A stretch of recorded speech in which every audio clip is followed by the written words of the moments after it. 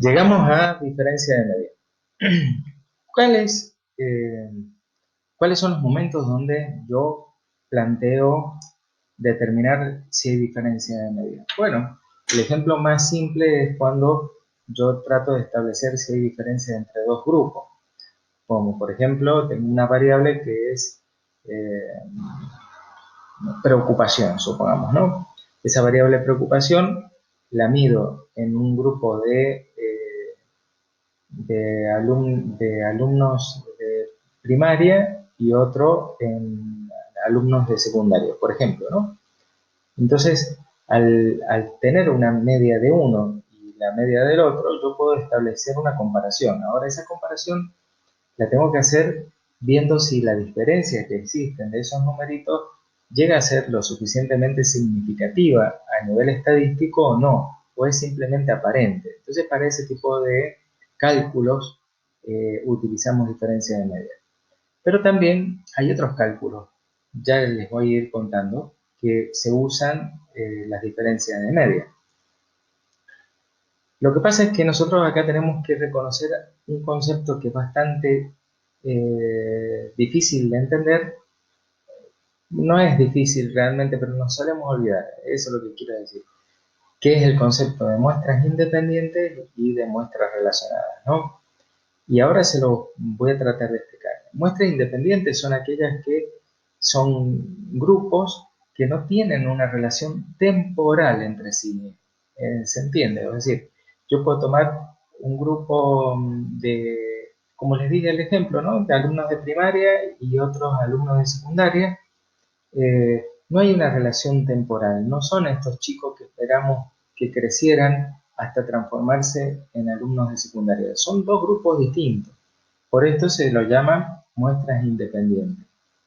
En ese caso yo tomo un registro de ellos que me va a permitir sacar un valor de media una sola vez.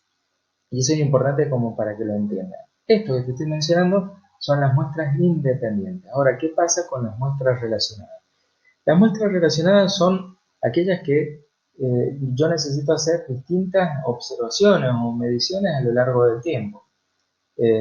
Supongamos que yo quiero sacar el, la, quiero ver si hay diferencias de media en el valor de preocupación, en la variable preocupación, y voy a tomar una muestra de alumnos de primaria y eso espero 5 o 6 años, les vuelvo a tomar otra muestra a los mismos sujetos cuando ya son secundarios, ¿no? Están en la secundaria.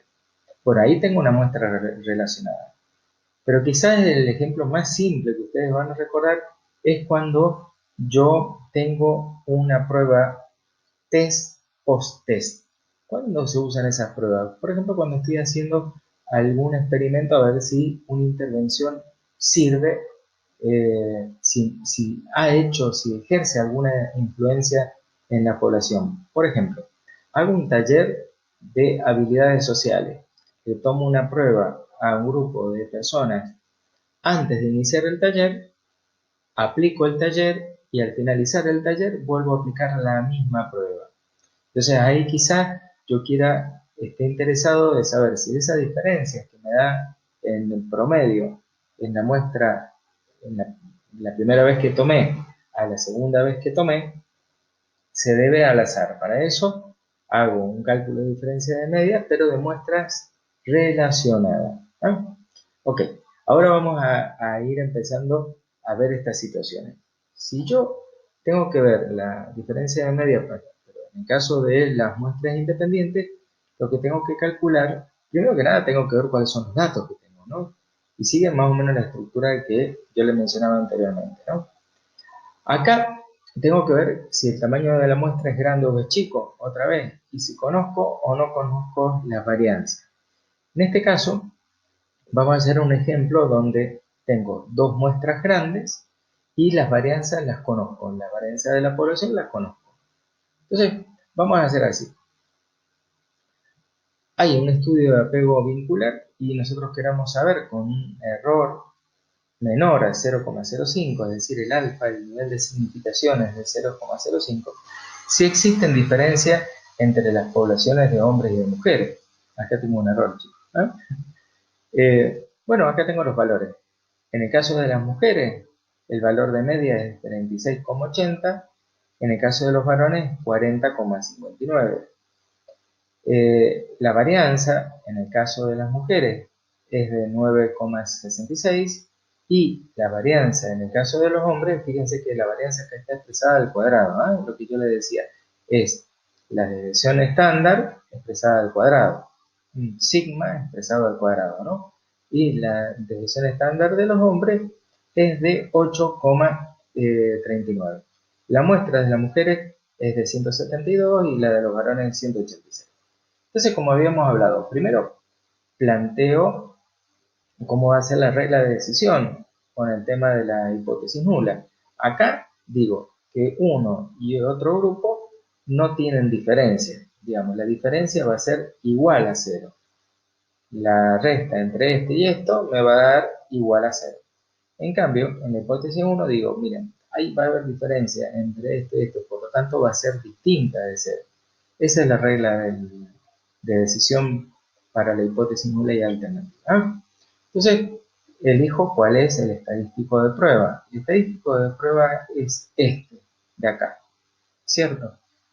Yo no les voy a explicar tan detalladamente como en el ejemplo anterior, porque esto, como les vuelvo a decir, no se los voy a tomar en los exámenes y tampoco me parece interesante que ustedes lo aprendan, la fórmula. Lo que sí, recuerden cuál es el estadístico que se aplica. En este caso está basado sobre la distribución normal porque las muestras son grandes. Entonces, una vez que sacamos todo ese cálculo, nos da un valor de 3,95. Entonces calculamos a la zona de rechazo. Ustedes se acuerdan, con un valor de 0,05 de significación, yo tenía que la zona de rechazo iba a estar comprendida entre menos 101,96 y más 1,96. Entonces calculo, y esta sería la zona de aceptación de H0, la que estaba anteriormente pintado de rojo. ¿Se acuerdan?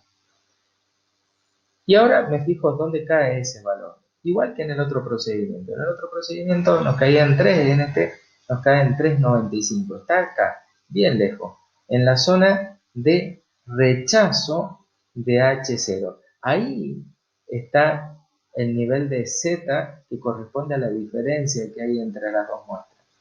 Por lo tanto, adivinen qué. El valor de Z obtenido está claramente en la zona de rechazo de H0, de la hipótesis nula, por lo tanto tengo que decir que sí había diferencia, la diferencia que me había planteado en la hipótesis alternativa. Ahora, recuerden, nosotros le ofrecemos dos formas de calcular. Acá tenemos la otra. Teníamos el mismo cálculo, ¿cierto? Porque esto no varía, dos formas de interpretar en todo caso. Entonces ahora, ¿qué vamos a hacer? Vamos a correr el Horacio, lo vamos a poner ahí un ratito, y nos fijamos, con 3,95 nos vamos a la tabla, escapa de la tabla, ¿no? Está tan lejos de la tabla que miren el nivel de probabilidad que tiene. Seguramente es más chico a 0,0002. Un nivel de error bajísimo. Si tomáramos ese nivel de error, estaríamos equivocándonos 2 veces cada 10.000 afirmaciones, cada 10.000 veces que se nos dé esta situación. Nada, no, un error insignificante. Entonces, interpretamos, digamos, excede, como ese valor excede por chico al nivel que nosotros habíamos fijado de alfa, que era 0,05, entonces, ¿qué hacemos? Rechazamos la hipótesis nula y por lo tanto afirmamos que los valores de media vincular difieren en la población de hombres y de las mujeres. ¿Cómo difieren? Siendo que los hombres tienen valores más altos, ahí recién vamos a fijar, nos vamos a fijar, ¿eh? Tienen más altos que las mujeres en este caso. Alguna buena teníamos que tener, chicas. Nos vemos prontito.